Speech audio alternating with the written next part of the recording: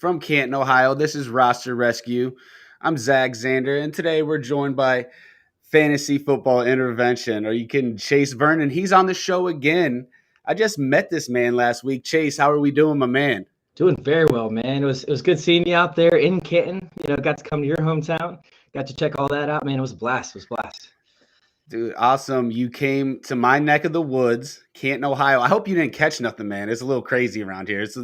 It gets grimy, but no. What did you get to do in Canton other than hit up the Fantasy Football Expo? Well, I'm pretty sure I got alcohol poisoning at one point, but no, it was a good time. We actually got to meet up with a bunch of the people in the fantasy industry. Of course, like Shane Manila, you saw Dave Kluge, there was just an endless amount of people. I sat with Ian Hartitz for like an hour and a half, 2 hours watching him do an auction draft, which was like really sick. So yeah, man, it was a blast actually getting to sit down and check all that out and getting to talk to people. But outside of that, we checked out jerseys, which was pretty cool. We went to a board game place, which was pretty sick, man. There's a lot of stuff to do in Canton. I was actually kind of surprised at how much there was to do. Did you get a chance to hit up the Hall of Fame? Oh yeah. That's where Ian Hartitz was actually drafting. He was doing the experts draft over there. We got to sit in the Hall of Fame and do an auction draft, and it was pretty sick. Like, I'm not a big auction person, but we actually have an article coming out at fantasyintervention.com where Ben Nestor, he's putting out a phenomenal article on auction drafting, along with a Google Excel spreadsheet that you can actually copy off of and use it for yourself to kind of gauge how much roster or fab you spent on certain players, how much you have left, where your positions are being allocated to. So I'm excited for that article. But yeah, check that out at fantasyintervention.com. It'll be out tomorrow or the following day.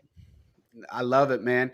So we are live right now. We're over Twitter, YouTube, Facebook, wherever you can find us. So if you're watching right now, feel free to shoot out a question basically about anything.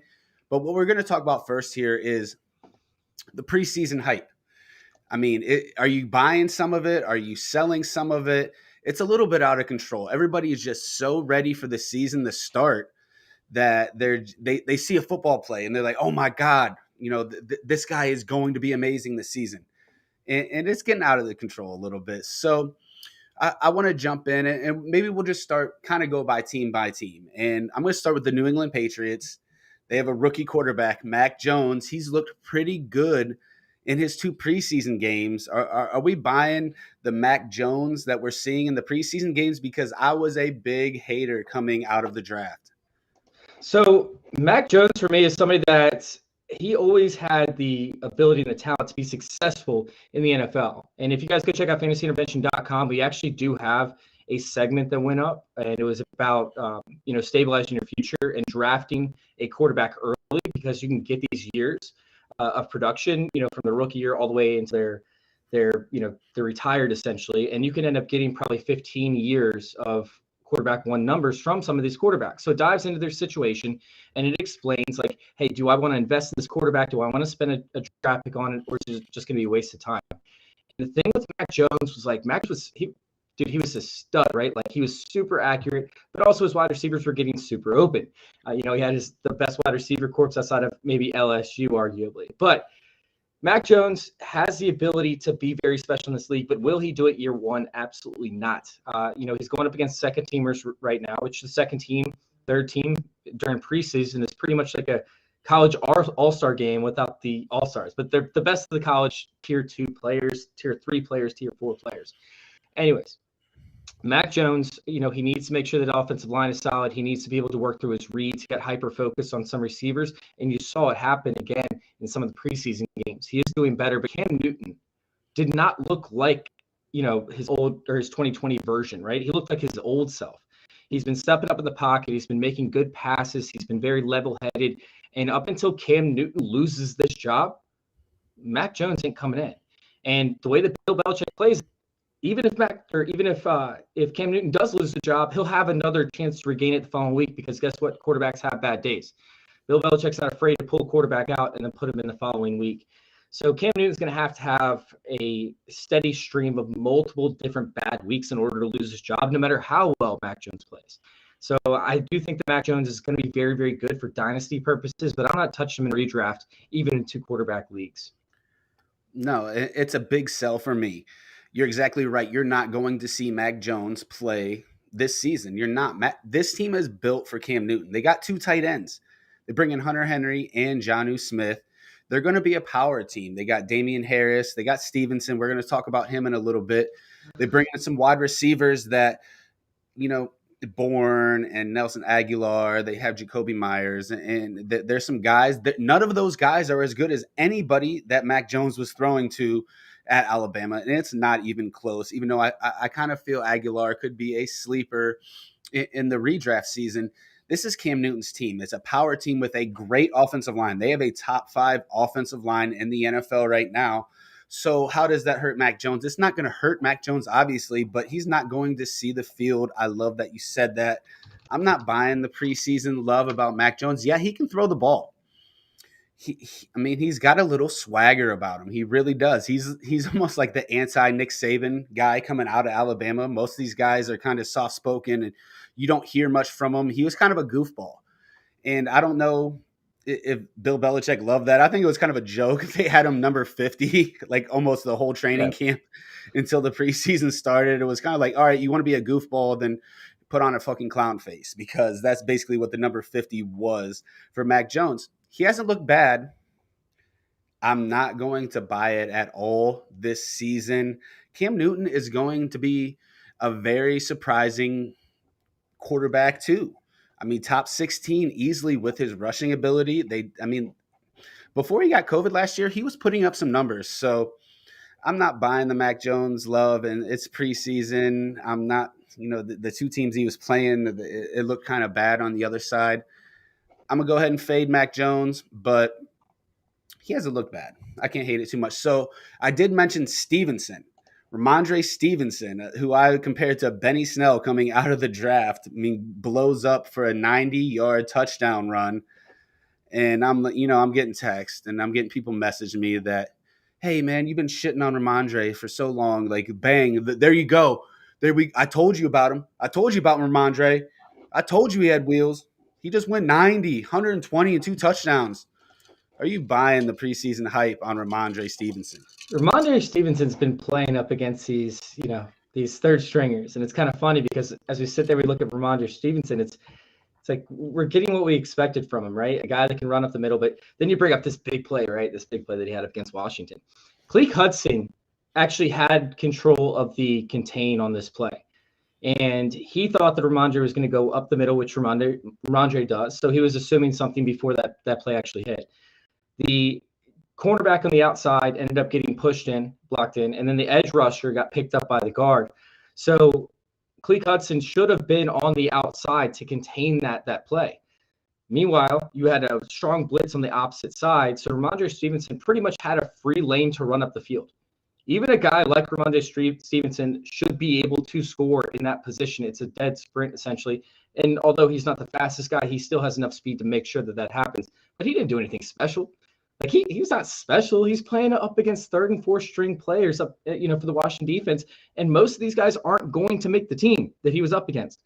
So, I mean, I'm sitting there and I'm watching the game, and, I studied the Washington's defense, and I didn't even know who some of these players were trying to chase him down. I mean, these are guys that went undrafted. These are undrafted free agents. They're trying to catch this guy from behind. Obviously, that's not going to happen. It's pretty much like playing against, Division III schools when you're in Division I. So as we sit there and we examine Ramondre Stevenson, I do think that he will end up being a piece of this offense to an extent. But yeah, if you want to play this clip, watch. It's the guy that is 45. So it wasn't even Cleek Hudson. I apologize. It was let's see. Look at that speed, it was Justin Chase. Phillips. It was Justin Phillips. Look at that 4.6 speed, baby. Look Justin at it. Phillips, an free agent in 2020. That's the not fans are going nuts, man. Ramondre, he's going for 2K. He's going for 2,000. Get out of here, man. That ain't going to happen. That is not a thing. Is Sonny Michel's out there catching passes? Like I think he's on track to break his receptions from 2020 in just a couple preseason games. It's not. I don't think Ramondre is going to be a focal point of this offense this year. However, he will eventually be in the Patriots' plans for the future. I just want to see him use the goal line more. Dude, that was kind of like when I played my son. Now my son's 12 right now, Chase. And we started playing Madden when he was probably 6, 7 years old. And that was kind of like, playing against him when he was like 6 or 7. Now he can legit almost beat me when I'm not playing great in Madden. So like that was a joke. Like that was, I could score at any time, and then I just let him kind of stay in the game, and then I'd beat him at the end. And now he's 12, so he's a gamer and he can kick my ass, especially in 2K. I'm pretty sad about that actually. But anyway, Ramondre Stevenson is the guy I thought he was. Now that was a terrible angle. I loved how you broke the play down. That was, I mean, that was descriptive. That was perfect. A terrible angle by a linebacker, then an even worse angle by a safety. That's not even going to touch the 53-man roster. These guys are not going to touch the real roster. It should have been a 6-yard gain.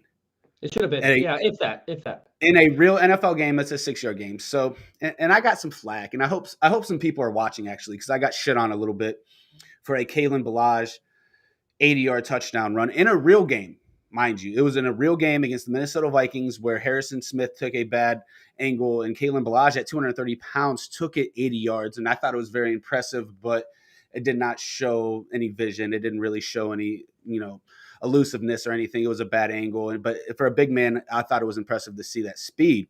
This is a preseason game. This is different. That isn't Harrison Smith. That is a guy that's going to be bagging groceries and changing your oil in your truck next week. This is a guy, do not draft him high. If you get some Damian Harris, maybe you draft him as a handcuff in a redraft league, but don't go out and, spend a first round rookie draft pick on him. Don't in Dynasty, don't pick him too early in a redraft, maybe last pick or something like that. Staying in this backfield, what do you see this New England backfield playing like? Because we talked about Cam Newton playing very well. I'm not sure what you feel like, but it's a top 5 offensive line as long as they stay healthy. Josh McDaniels is a top 5 offensive coordinator. I think Damian Harris could have a sneaky value, but it's that New England backfield that as soon as you think you know what's going to happen, Bill Belichick pulls the rug out from underneath you. Yeah, my biggest concern with Damian Harris is going to be his work in the passing game. But damn, he looked good, man. His cuts looked quick and fresh. I mean, he's out there putting pressure on the defenses right off the bat to make sure that they don't get beat off the edge because he was able to bounce it outside every time.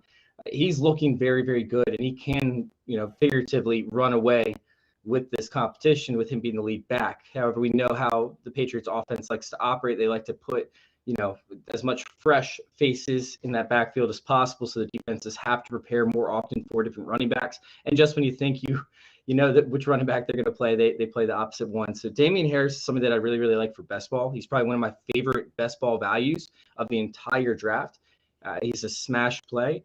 For redraft, I'm still going to be taking a shot on Damian Harris. But, I mean, if they start showing too many, opportunities to give it to another guy, right, to get Ramondre Stevenson, for example, into the game, I'm trying to move off Damian Harris as quick as possible. I'm going to keep a very, very close eye on that snap count over the first 2 or 3 weeks of the season.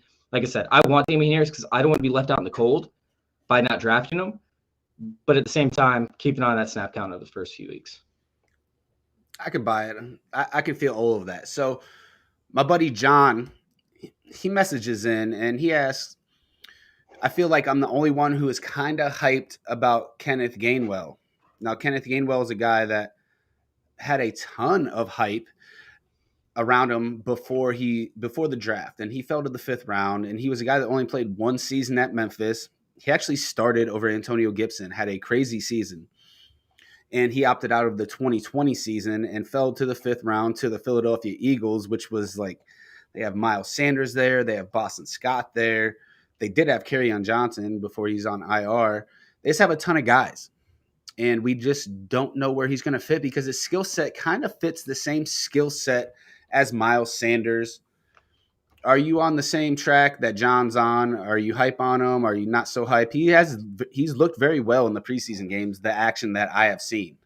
Yeah, so he played, what was it? He had 19 snaps in the first game, 15 snaps in the second, according to PFF. Did all right with him, nothing crazy. He's going to be moved around the formation. My concern is that he's a receiving back, at least for the first year or so. Like, he's not going to be used in a traditional role where he's going to be seeing 15 attempts per game. Obviously, they have Miles Sanders. Jordan Howard, for some reason, is a thing right now, which, I'm like, what is happening? Like, why is Jordan Howard starting?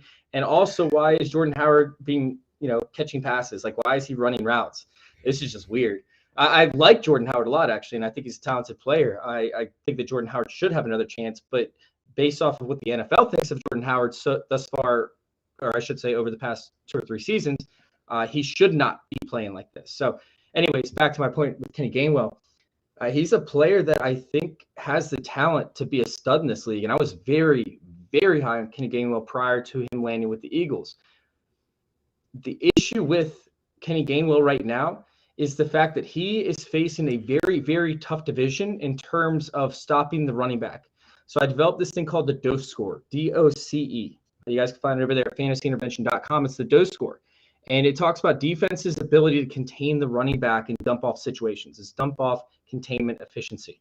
And the NFC East, outside of the Giants, who I believe had issues with Blake Martinez, all 3 other teams were completely dominant. Obviously, the Eagles, he's on that team, so it makes it moot at this point. But with an improved line for the Giants and Blake Martinez, playing healthy the entire year, I think he had injuries from last season. Either way, I believe that he's going to have trouble seeing games where he actually does produce in the passing game.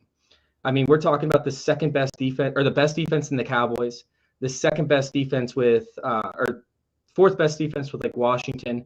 The Eagles were like number 2. So this is a tough division, obviously, as a whole for all pass-catching running backs.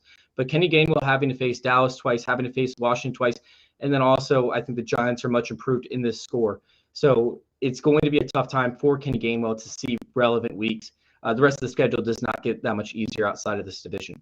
So for me, Kenny Gainwell, somebody that I do like moving forward, but might not be relevant this year. And I just don't see a point in drafting. Let him sit on the waiver wires because, somebody's going to need to pick up a hot hand, somebody that played their ass off in the first week of the season. They're going to end up dropping Kenny Gainwell. He's going to end up on the wires if he doesn't get drafted anyways. So that's for redraft. For Dynasty, I'm all in on him. I'm all in. So I have one question.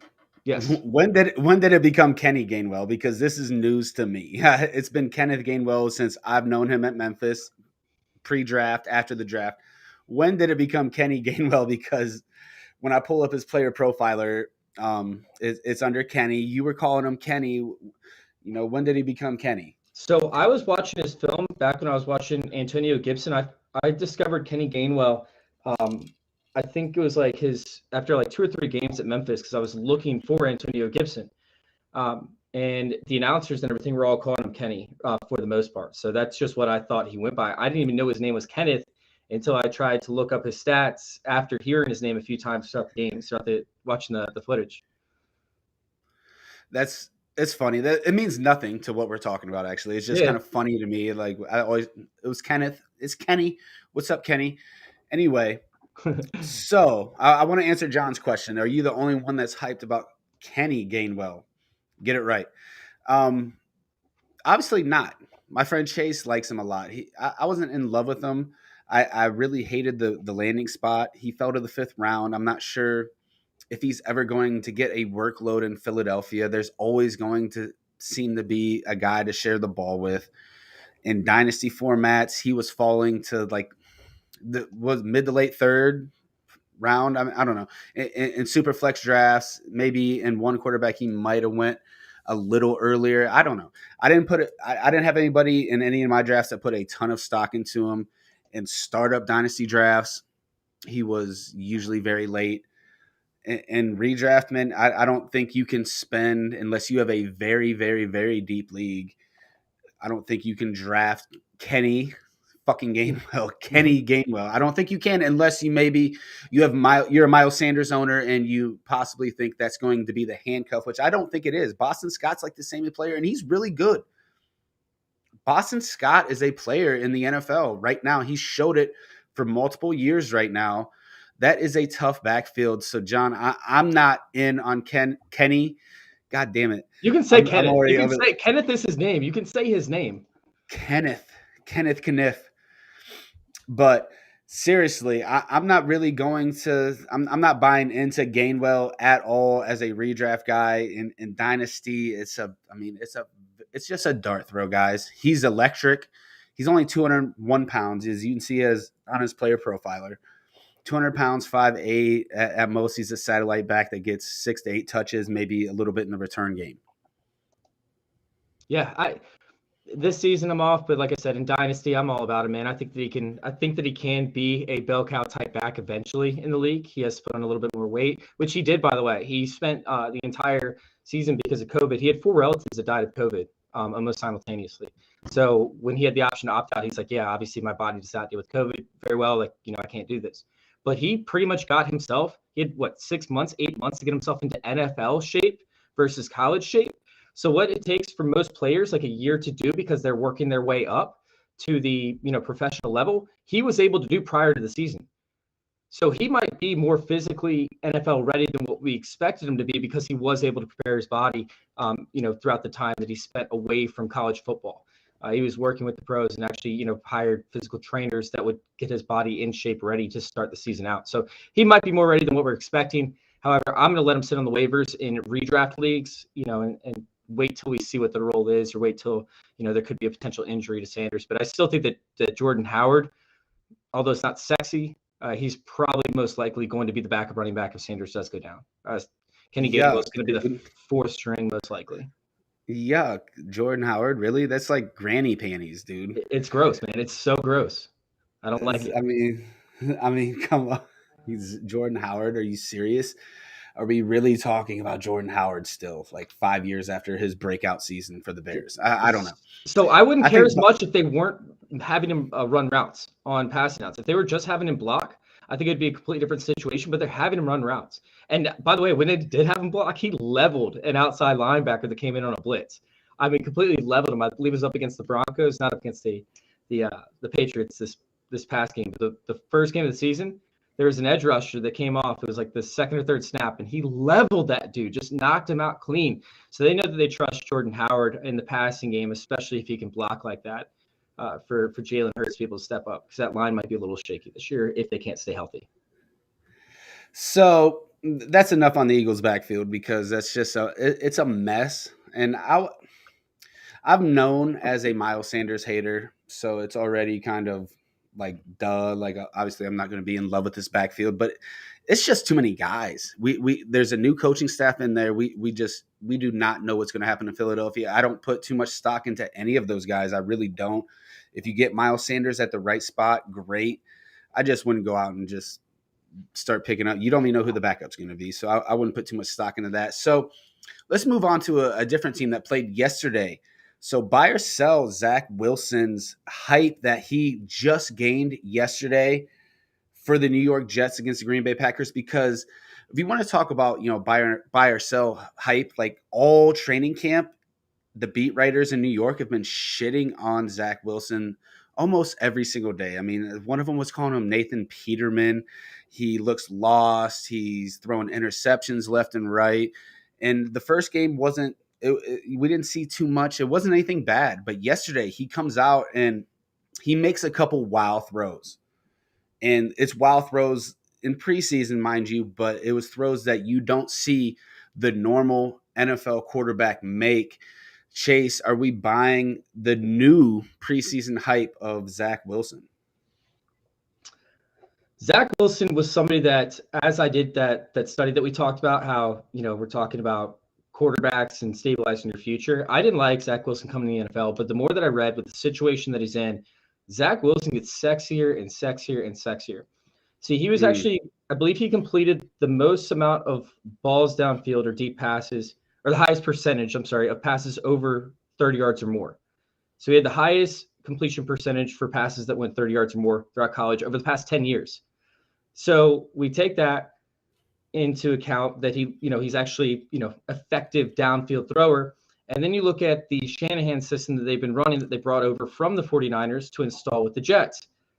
The past 2 seasons, the most accurate quarterback of passes 20 yards or more downfield is the 49ers, right? Nick Mullins was last year and Jimmy Garoppolo the year before that.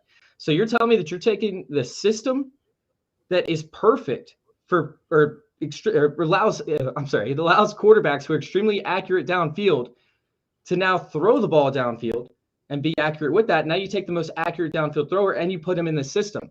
It's like a match made in heaven. It was literally the perfect storm essentially. And now you take the players that they brought in. I know Denzel Mims is way down the depth chart, but you have Denzel Mims. You have Corey Davis, who's a bigger, type play receiver who can get these balls downfield to an extent, although he's playing across the middle, which is kind of weird as you just saw there in that play. And then, they drafted a speed demon, right, with Elijah Moore, who will be playing out of the slot, but he can also run deep routes. And we're just seeing like literally the 49ers system with the perfect quarterback in it just start to take off. And I'm really, really excited for Zach Wilson this year. And he has officially jumped Justin Fields in my dynasty rankings. Oh, shit. They were really, really close, and he just jumped him this week. Shit.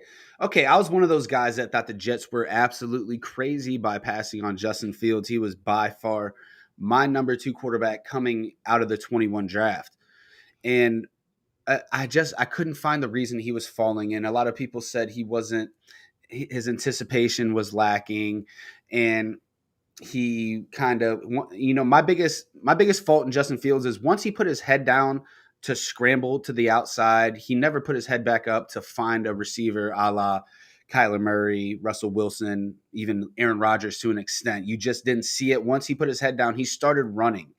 And this doesn't need to be a Justin Fields conversation, but I think that's a big thing about it. A lot of evaluators didn't see him seeing the field well enough. And they went Zach Wilson, and I was a little worried about him because you get the Jets, and now we don't want to see this. So he ended up in the Jets system, and we're a little weary of it. But you hit the perfect point, man. It's the 49ers system on the East Coast. It's going to be a running game. It's going to put quarterbacks in a really good position to succeed. He's not going to have to make the short little Tom Brady throws, this, that, where he has to analyze a million things. Zach Wilson's going to be rolling out a lot. They're going to put him outside the pocket where he can use his feet. He has very quick feet, and he has a live arm. I'm a little bit worried that he's going to get himself into some situations where he's throwing the ball around a little bit too much. Maybe like Drew Lock did last year, where he trusts his arm a little bit too much. But this guy has something special where the ball just pops out of his hands. And we saw it yesterday. We saw a glimpse of it. And very quick releases. And he was kind of, the last 2 weeks, he was getting a lot of hate. Like a lot of people were already calling bust. I mean, people were calling bust like he's the quarterback you don't want. A lot of people were putting Mac Jones ahead of him in Dynasty, like talks like, oh man, Zach Wilson, you need to fade him. You need to fade him. And I've been picking him up at really reasonable spots in startup drafts and even in redrafts. I got him very late in the Scott Fish Bowl, like the 11th round. I was all about that because I know he's going to be the starter. They're probably not going to be a playoff team. So this is a team that's probably going to have to be throwing a lot in the third and fourth quarters, getting some of that garbage time points, or even, when they're trying, it's not always garbage. Sometimes you actually come back and try to win the game. It's not just you're losing by 30 and you throw 2 touchdowns. The Jets are probably going to be trailing a lot. I like the weapons. Elijah Moore, Corey Davis is looking like he's going to be the number 1. I still have hope for Denzel Mims. Jamison Crowder is a underrated player in this league. His biggest problem is staying healthy. They have a bunch of running backs. Who knows who's actually going to be the guy? My biggest fear is the offensive line. Mekhi Becton is he looks like he's about 20 pounds overweight right now, and they're really upset with him. So I'm not sure he's going to be able to get that in check before the season starts. The rest of the offensive line is a little sketchy to begin with. They need Becton to anchor that left side of that line. So I'm a little bit worried that he's going to get banged around a little bit. But, I mean, you saw the skill level yesterday. We just watched the video. I'm buying the Zach Wilson tape just because those are some throws. I don't care if he's going against middle school kids. Those were some pop throws that really jumped off on tape for me. Yeah, agreed. And, we're seeing receivers running open routes, I think is another big thing. And he's finding the open guys. So this play calling has been absolutely phenomenal. But something we saw with, the 49ers over the past few years is the amount of motions that they run. They're one of the highest motion-friendly teams. I believe they were number 1 and number 2. So Zach Wilson is doing a great job understanding these motions, understanding where these receivers are supposed to be, which is kind of surprising for a rookie quarterback, but they are making it easy on him. So I expect that to continue, and I expect teams to continue to struggle up against this Jets team on defense. I think that Zach Wilson has a relevant chance to actually be the best rookie quarterback in year one. You know what? I could see it. I could see it just from afar. I like the weapons. I think they're gonna jump on some people a little bit. I think everybody expects them to be completely terrible, and I don't think they're gonna be completely terrible. I like the new system. I like the coaches they brought in. I like the wide receivers they brought in. The offensive line is the one thing that could really unhinge this whole thing for Zach Wilson, but there's going to be enough opportunities as long as he doesn't get hurt for him to score a ton of fantasy points. He's got wheels. He's got a big arm, and we've seen it. He might throw too many interceptions in real life for your liking, but he's going to have every opportunity to score a ton of fantasy points. Yeah, So and he Trevor actually was writes it. relevant when knowing when to run for the red or the end zone as well. When he was within attacking distance, he knew when to escape. So we could see some rushing touchdowns out of him. We might not see like that many yards, but we could see some touchdowns out of him this year. But go ahead. No, I can buy that for sure. So Trevor writes in. He asks, which Jets rookie is going to be more relevant in redraft? Michael Carter or Zach Wilson? What do you think, Chase? I'm going Zach Wilson. Like I said, I think Zach Wilson has a chance to be like the Justin Herbert essentially of 2021. Is he going to put up the same stats, Justin Herbert? Not likely. But I mean, as we examine Zach Wilson's situation, I think that Zach Wilson could absolutely be a smash when it comes to his overall efficiency. And although we might see his passes limited, like we might not see 40 attempts per game, if he can turn that efficiency, off of 32 to 35 attempts, into relevant fantasy weeks, I think it's a smash play. I think somebody that you have to draft Zach Wilson. Meanwhile, Michael Carter, yeah, he should still be drafted. But all this stuff about Michael Carter starting, I think it was more smoke than actual fire. I think it was because of the beat reporter out there who has an obsession with Michael Carter. Listen, Michael Carter's not built for this system. He's the fourth-round pick, first off. He's a day 3 pick. He is not a day 2 pick. He's not a day 1 pick. He is a fourth-round pick as a day 3 prospect. So when we looked at Shanahan, right, back since Evan Royster with Washington, Shanahan has always tried to find these pass catching backs, right? He was looking for it with Jarrett McKinnon, like he's looking for with I think it was like, it wasn't even Quadri Olson, it was whoever the back was for the Falcons back a few years ago. He's always looking for this pass catching back that he can find super cheap, right? Just somebody that can be a third down go-to guy who has good solid hands, who can make some plays with the ball in his hands after the catch. That's what Michael Carter is. Michael Carter has very subpar speed. He has very subpar burst. When we break down Michael Carter, right, he's just a scat back essentially who was selected, guess what, in the 4th round. 4th round running backs don't do anything. You remember Joshua Kelly last year? Now he's the 4th-string running back for, Royce Freeman when Royce Freeman got hyped, right? We're looking at a 4th round back. And I like Michael Carter, but in the wide zone run scheme, right? You need speed and you need burst because the whole concept is to get to the outside. You're going to run a straight line. There's no cutting back and forth. You have to get outside to either the tight end or the tackle on the side that you're going as fast as you possibly can, because the weak side tackle will end up cut blocking that defensive end. It causes a stutter for the defensive end, which does not allow the defensive end to actually get to the running back from behind. But if you dance in the backfield, guess what? The guy that's cut blocking on the back end, he's on the ground now. So if that defensive end gets back up and you're dancing, you're going to get hit from behind. There's going to be a fumble in most cases because he's able to punch the ball out. You see it time and time again. It happened with Aaron Jones because LaFleur over there with Green Bay runs a wide zone run scheme as well. And so we saw in the first year Aaron Jones get benched in multiple games. And then when you go to next gen stats and you look at the run chart, it's because he's bouncing back and forth in the backfield. Right? So you can't do that. You have to get out to the outside as fast as you can. You have to find the crease and you have to get upfield. If there's no crease, then you hit whatever defensive player you want to and fall forward and gain yards. That is literally the whole concept of the wide zone run scheme. Get outside, find the crease, get upfield. If there's no crease, hit it as hard as you can and try and knock the guy back. That's why Derrick Henry succeeded with it. That's why A.J. Dillon is going to do very, very well in the system. That's why we saw Ickey Woods. We saw Terrell Davis. Like, these are all guys who are very, very successful who ran in the wide zone run scheme. Their careers don't last very long. Even Raheem Mostert, right, who has extreme burst, extreme speed, and he put on 20 pounds so that he could run this system. Mostert was 186 when he came into the league. He gained 20 pounds when he joined San Francisco.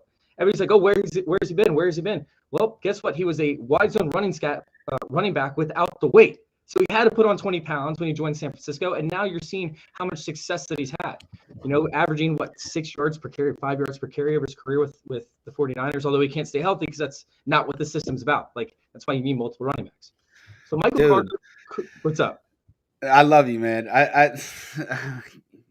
I love it, dude. You're breaking this down great. I love the scheme breakdown. You hit it to a T, but I have to applaud you, man. You just brought up Icky fucking Woods, the Icky Shuffle. The Icky Shuffle, I mean, for man. real, the Icky Shuffle from the late '80s. I mean, I love it, man. Seriously, but I think you're right. It's like the fourth game, and he's still like almost ended up beating out what's his name for the Rams that year.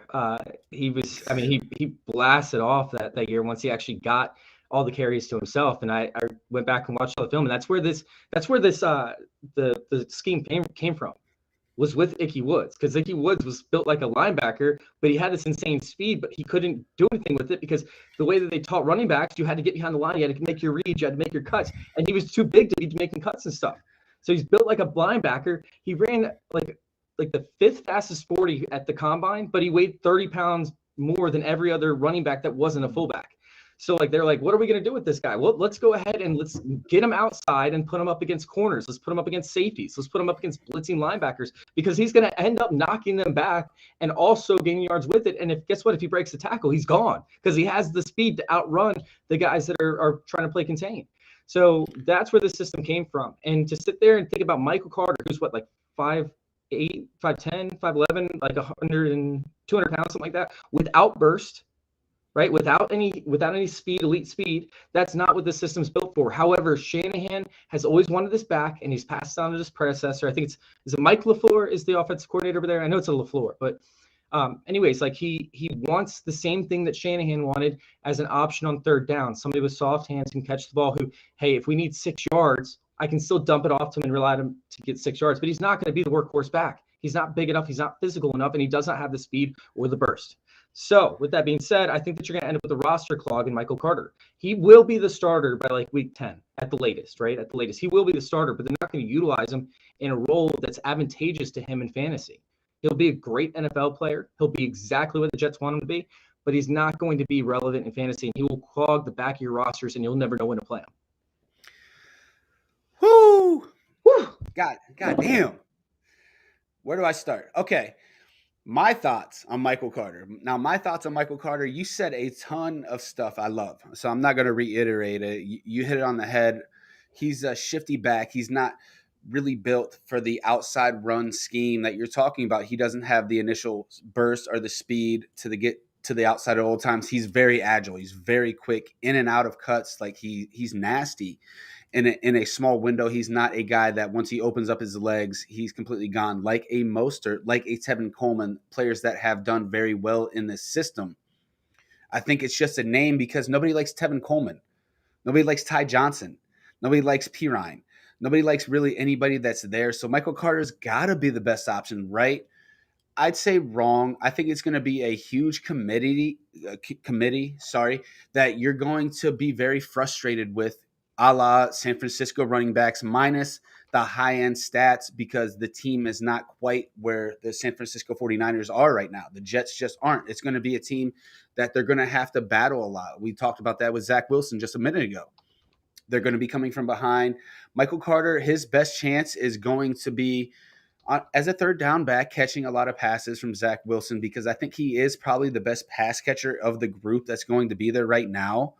It's a team that I'm not trying to buy any of those running backs. So for redraft, I think Zach Wilson is a very sneaky QB2 that you can get very late. That's going to have some pop weeks where he throws 300 yards and 3 touchdowns and maybe even runs for a touchdown, because he has to kind of run for his life a little bit because they're coming from behind, because they do not have the defense to compete in the NFL right now. They just don't have the guys. They don't have the players.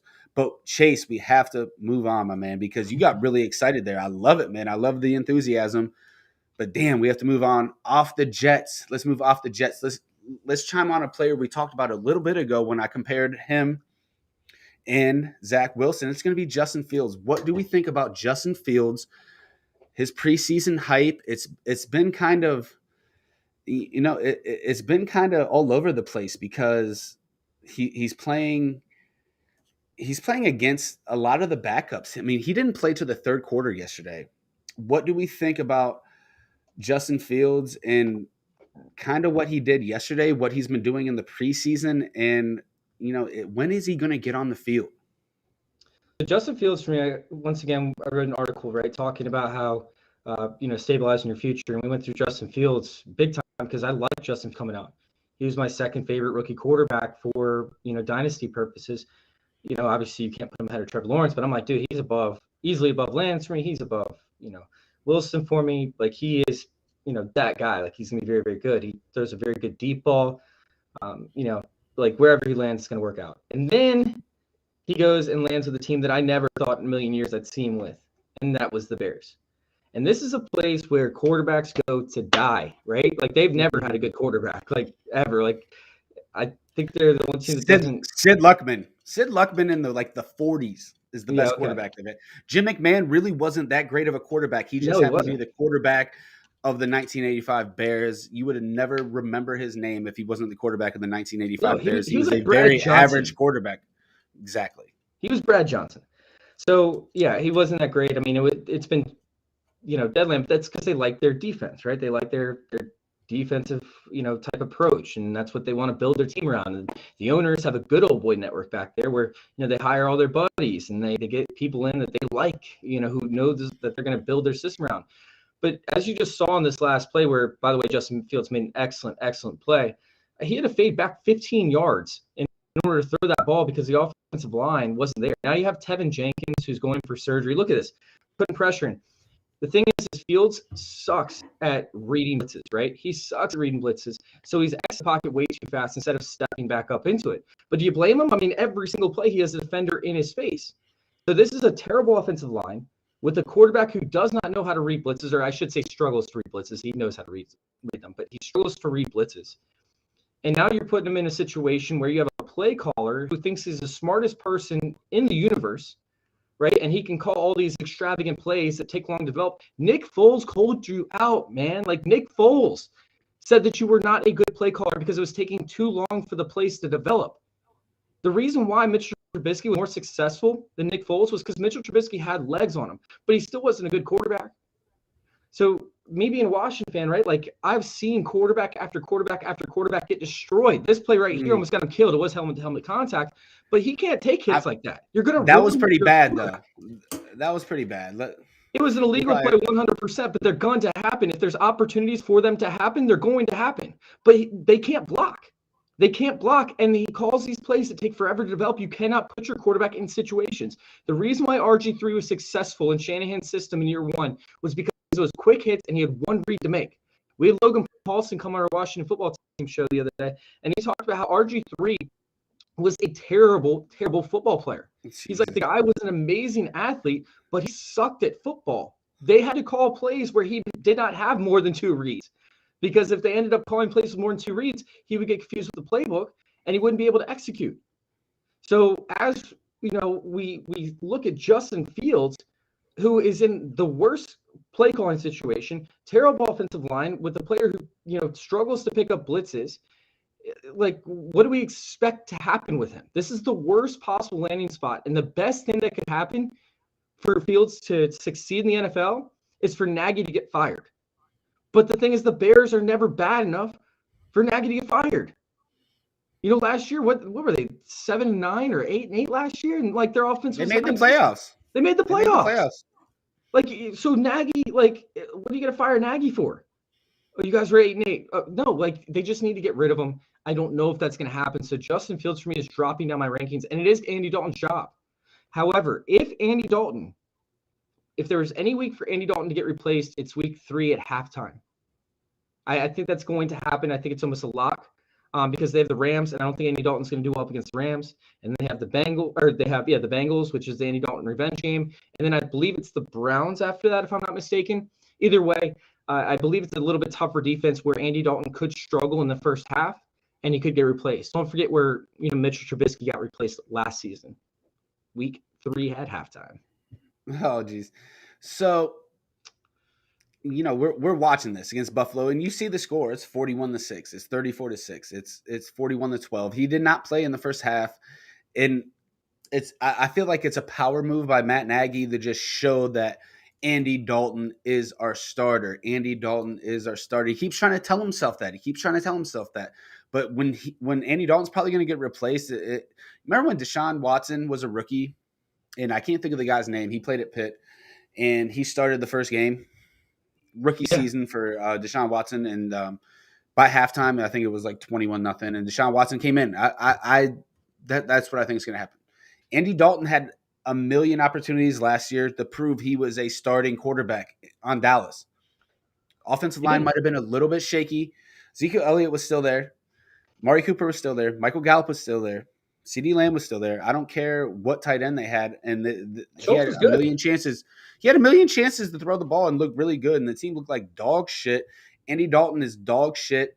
Matt Nagy cannot afford to wait around because if this team doesn't make the playoffs, he's probably going to get fired. Now I'm kind of on the other side of the track. Sorry. I don't mind Matt Nagy. I think he knows this game. I think he knows what he wants out of a quarterback, but Mitchell Trubisky, he said he was gearing down his play calling because Mitch wasn't able to make all the throws.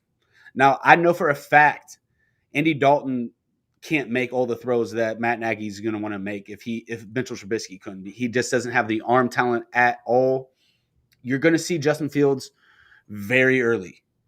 I mean, I'm talking first game. You're going to see him in there for a couple plays because they're going to be struggling. Andy Dalton's not going to be able to move the ball against the Los Angeles Rams week 1. And if he has the Bengals the second week, he's probably not going to move the ball very good against them. I don't care. That team isn't built good enough around him for Andy Dalton to just be a guy. Dallas had 10 times better weaponry and offensive line than the Bears do right now, and he could not move the ball against the Arizona Cardinals on Monday night and scored like 3 points. Andy Dalton's not it. He can't be 0-3 and then starting Justin Fields. Now, what Fields can do is move around exactly like you said about Mitchell Trubisky. But the wild plays are there, but he's going to make a lot of mistakes because you're exactly right. Like the play that we saw him get destroyed and almost decapitated, he didn't see the guy coming off the edge. Now, he's also playing with the second string offensive line. His right tackle, obviously there was a mistake somewhere between him and the right tackle of who was supposed to pick up that blitzer. That it wasn't like a 7 or 8 man blitz. Like this was just 5 men coming, and the right tackle didn't know what was going on. He didn't know to put the running back on the other side to pick up the block, whatever. It's the second team offense, probably the third team offense. I mean, it was bad. Like you're going to get your guy hurt playing him with these scrubs. But at the end of the day, they're going to need to get him out there now. They cannot wait to be 0-3. Not in the NFC. I mean, seriously. Justin Fields, he has all the talent in the world. And like I said earlier, when we were comparing him with Zach Wilson, the arm strength is there. I mean, the accuracy is there. The footwork is there. He has a very quick release. He has very quick feet. He has a little bit of trouble analyzing a pre-snap defense. And it goes back to Ohio State, and I love that you brought up RG3.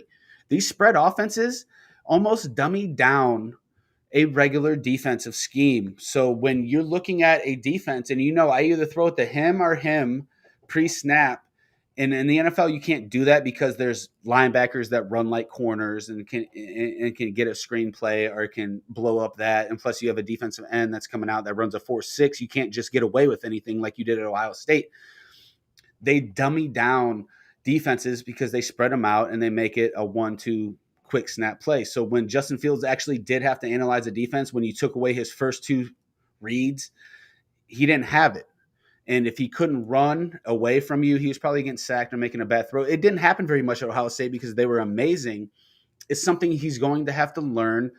But the natural skill set that he possesses, you just need to get him on the field. It's going to have to be trial by error.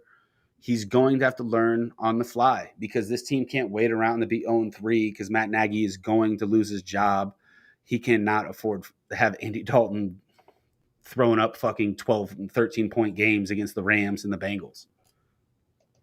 Yeah, I mean, you can't throw him out there against the Rams. He's going to get killed. Like, you can't do it up against the Rams, and I don't see them Andy benching Dalton's him. going to get killed, dude. That's fine. Let Andy Dalton get killed. That's why you have Jalen him. Ramsey's going to fall. Let's preview the game. Jalen Ramsey follows Allen Robinson around. Darnell Mooney, we love Darnell Mooney, but they're put a guy on top of him. David Montgomery's probably going to churn out 4 yards per carry. Cole Kmet might catch a couple passes, but actually, I had Troy King on the show the other day. We could not name the third wide receiver on the Chicago Bears. So Chase Vernon, who is the third wide receiver for the Chicago Bears right now? It's going to be Wims or Daz Newsome. Daz Newsome's coming back from a collarbone injury, so I'm thinking it's Wims. But Riley Ridley's been getting in snaps. I think that he ends up that's the fourth or the fifth. It depends on how healthy Daz Newsome can get, and up to speed he can get. Because Daz Newsome, he's he's an okay third option. It's not great. He has a lot to develop. But he's very spastic, and I call him he's Spaz Newsome to me because the way that he runs or whatever. But it tends to actually somehow shake defenders because his body's so unpredictable with how he's running his routes. It's really funny looking. Like, he'll literally throw his whole entire body to one side, cut back the other way, but his legs and his arms are still going in the other direction. I mean, it's like the body's ahead of the mind, essentially. It's kind of funny. It's like he's on a remote. That's really funny. On a controller. Like think about, all right, you remember Toy Story, right? When Woody's riding the RC car and he's trying to catch up to the moving truck ahead of him. And every time that he takes a turn, Woody's body just goes limp. And he's like just getting thrown around. That's how Daz Newsome runs routes, and I love it. I'm here for it. That's insane. But still, we're talking about a 6th-round pick being their third. Yeah. No, it's not good. It's not good. But that's not going to change for Justin Fields. Like, Cohen's on the pup list. Yeah, but the thing about it, at least Justin Fields can move around. Andy Dalton is a statue. Now, when he came out of TCU, he could move a little bit. Nothing like Justin Fields, obviously, but at this stage of his career, I don't know, 10th, 11th year, whatever he's in, he's basically a statue in 2021 NFL. I mean, he can maybe get to the outside a little bit. He's not going to make any yards with his feet. So, I mean, take away Allen Robinson, and it's going to be really ugly. You're going to have a mobile quarterback for them to be successful at all in this system.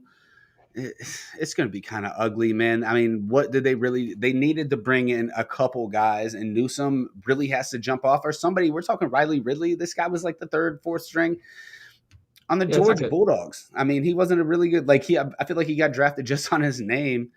Who else did you bring? Wims. Yep.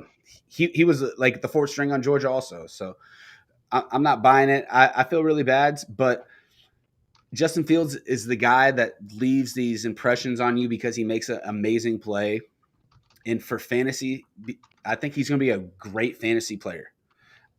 In real life, it's going to be a little hard to win games for the Chicago Bears right off the bat. So we've talked about some players that have made some really good impressions. How about a player who was a top 5 pick that everybody loved? The last time we seen him play football, he was just tearing up the Clemson Tigers. The national championship game was the 4th overall pick over a big amount of players that the Bengals could have drafted, and it's Jamar Chase. And he has not looked very good. He has not been the player that we thought he was going to be. He's not showing a ton of separation in camp. We're talking, we go back to these beat writers. Do you believe the hype with these beat writers and, take it for what it's worth? But in the game, he really struggled the other day. So what do we think about Jamar Chase? Are we buying the hype of him being dog shit? Or this is just kind of the preseason, kind of the fumbles that, Jerry Jeudy had a kind of a tough rookie season. Maybe Jamar Chase is down the same line this season. Come on, dog. Come on. Get out of here with that. That's terrible. Like, I don't even want to bring that up. Jamar Chase can be fine. Jamar Chase will be fine. That's pretty much all I got to add to it. Like, dude, he's getting in there. He's learning the ways of the offense. He's figuring it all out. Jamar Chase will be fine. I don't care about the drops. I don't care about We're gonna anything else. watch I them. mean, Come on, I queued it up, Chase. I queued up the fucking film. Devonta Smith had Don't just drops. throw it away. Why are we talking about Devonta Smith right now? Devonta Smith had drops. This is preseason, man. Like he made some incredible catches on the final or this past practice or the practice this past week.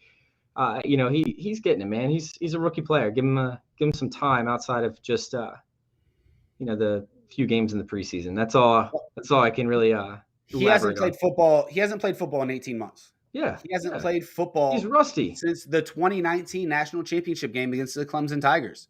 He has not played football since January of 2020, before fucking COVID. He hasn't played football since we didn't know what COVID was. And this is possibly one of the best secondaries in the NFL. It doesn't matter. Like you said, it doesn't fucking matter. It really doesn't. And I want to replay it all because I want to see all these drops because I'm not worried about the drops either, Chase. I'm not Now, worried about it. Like I'm a little bit worried. Well, it's like, what beat writer do you trust? And I don't know. Who knows? But I heard he's been struggling in camp to get in and out of his routes. I heard he's been struggling to make a lot of separation. And going back to LSU, he wasn't a guy that was 5 yards open every play like Jerry Jeudy was, or even on the other side like Justin Jefferson and Terrace Marshall were of his teammates. He was a guy that Joe Burrow trusted and just threw it up for him. And he was great at contested catches. He has very strong hands, and he has a muscular frame. He's built more like a running back than a typical wide receiver. So he's a very strong player. He ran, was it a 4.38, 4.39 at the pro day at LSU? So everybody thought like, oh, he's a 4.3 guy. I did not see that on tape. I seen mid 4.4s at best, more or less. I thought it was like 4.5. He wasn't a guy that's a speedster. That wasn't ever going to be him. Now, Antonio Brown wasn't either, and he's a guy I actually compared a lot to him because they're more shifty than straight line fast. And Antonio Brown was, great at creating separation, but you see him making a ton of contested catches, and Big Ben Roethlisberger trusted him in Pittsburgh to make those catches. Same thing in Tampa Bay with Tom Brady. Like, you don't see Antonio Brown like wide open all the time on those intermediate routes. It's Tom Brady trusting him. He knows has the strong hands. He's going to make the catches. He knows where he's going to be at. That was my comparison for Jamar Chase. Jamar's bigger, a little bit bigger, but I thought they were the same type of dominant player. Jamar Chase is going to be fine. Don't worry about the drops. I'm a little bit worried about him being able to get open against NFL corners. And I'm very worried that he hasn't played football in 18 months. He's rusty, guys. Jamar Chase is very rusty. And when you want to talk about rusty in redraft, he's a player you're going to have to probably fade a little bit in redraft, or you're probably going to get burnt at the early part of the season. If you're drafting him to start him week 1, I'm not sure what you're going to get. No, I mean, he's a rookie. Like, either way, Higgins was going to be the go-to receiver in this offense for the first, couple weeks of the season minimum. I think that Higgins is going to finish up way ahead of Jamar Chase in terms of fantasy results. I mean, he was producing a top-end level with Burrow last year. So to see it, like, just dissipate and not exist anymore because of Jamar Chase, like, come on, get out of here with that. Higgins is going to be the go-to guy in this offense. And that's probably the only player that I want to own in this offense, or roster in this offense. Although I will say that Tyler Boyd is getting sexier and sexier the further that he falls down the board. Tyler Boyd, you want to talk about sexy, baby? His ADP is as sexy as it gets. I mean, Yep. It really is, because I can just pencil in 85 catches like it's nothing right now. They're going to be looking for him in the slot, hot and heavy all day. Even if he sees 60 receptions, he's still a value at his ADP. Like, cut 25 receptions off that, like, easy. Well, you got to remember, it's a 17-game schedule. So add in an extra game. I mean, that'd only be like 4 catches a game. So I see him easily being a 5 to 6 catch a game guy without even really trying. So a lot of it has to do with Joe Burrow. How healthy is he? I'm a huge fan. So he really proved a lot to me last year. So I think he's going to be a guy that, as long as he's healthy, he's going to ball out. He has some weapons. The defense is probably going to let him down, and he's going to have to be playing comeback hero in the third and fourth quarter almost every single week in that division. Give me almost everybody at their ADP on that offense minus Mr. Chase, because I think the separation issues is a real deal, and I think the rust is a real deal. This is a guy has not put on pads and got hit for a very long time. We've seen, I mean, is it Micah Parsons looks fine. So the defense is a little different. I think this is a guy that nobody talks about it. Jamar Chase really only had a 1 year window where he was productive at LSU. His freshman season, he didn't pop at all. So he was basically a 1 year wonder. So he's going to have to prove it a little bit to me year one for the Cincinnati Bengals. So let's move on. We're about done, Chase. This has been amazing, man. Chase, one of the most interesting people you can ever bring on a podcast or listen to. Everybody find him everywhere. But we have a couple questions real quick. One of them is from Max, and it's a dynasty question. And you know we love dynasty. Yeah. My I love dynasty. It's DFS and dynasty. Dynasty for days, baby. So Max writes in, I'm trying to get off Deontay Johnson off my dynasty team. Who should I try to trade for? Now, that's a loaded question. So first, let's establish what Deontay Johnson is worth compared to maybe some first-round picks or second-round picks or some players like that. Deontay Johnson, I'm a Pittsburgh Steelers fan. You see Ben over here. He's probably at the end of his career. Now, Ben was, I mean, he could barely throw last year. So Deontay Johnson was a guy that really emerged as a target hound because Big Ben really didn't want to throw it from more than, 15 yards down the field. Deontay Johnson's a guy that jumped out of Toledo, was a guy that's very elusive, very shoddy hands. And it seems like every time he gets hit, he falls down and is hurt. So I'm not a huge fan. He's actually my number 3 favorite guy for the Pittsburgh Steelers in Dynasty and in redraft. Give me Juju. Yep. Give me Claypool. Absolutely. Then give me Deontay Johnson. Now, what is he worth? I would not give him away. If I could get like a first-round pick next year for him, I'd be all over that. In redraft, people are giving that, man. People are giving that for people Deontay. are giving that because he put up some nasty stats for some games, but they were very target related. I mean, he had some 10, 12, 15 target games almost back to back at the end of the season where Ben did not want to throw the ball down the field. I think it hurt Claypool a little bit, who is going to be the alpha of that wide receiver group.